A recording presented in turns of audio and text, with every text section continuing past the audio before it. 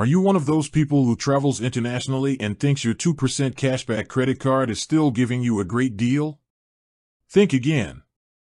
Because when you use that card abroad, there's a sneaky little charge called a foreign transaction fee, or FX fee, that could completely wipe out your rewards. It's a massive hidden cost, and today we're calculating your real effective cashback rate when you use your card overseas. This is the difference between feeling like a smart spender and actually being one. The foreign transaction fee trap. First, let's talk numbers. What is an FX fee? It's a surcharge your card issuer or bank adds when you make a purchase in a foreign currency. For most cards that charge this fee, it typically ranges from 1% to 3% of the transaction amount. Let's use the industry average of 3% for our examples. Now, let's look at the calculation.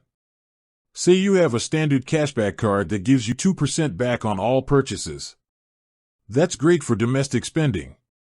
But when you swipe it in London or Paris, you get hit with that 3% FX fee.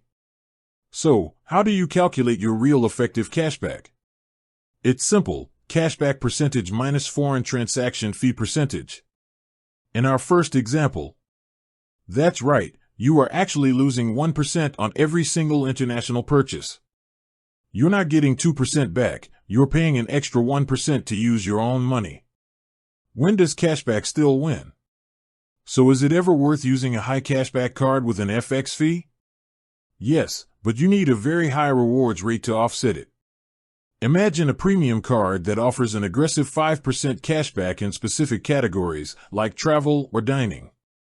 Let's plug that into our formula, assuming the same 3% FX fee. In this case, you still get a positive 2% real effective cashback. This shows that your card has to offer a rewards rate higher than the foreign transaction fee just to break even and start giving you a true benefit.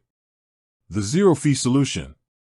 The absolute best way to maximize your spending abroad and ensure your cashback is truly effective is to use a card with zero foreign transaction fees. Many travel-specific credit cards offer this benefit. Let's rerun the calculation with our 2% cashback card, but this time, it has a 0% FX fee.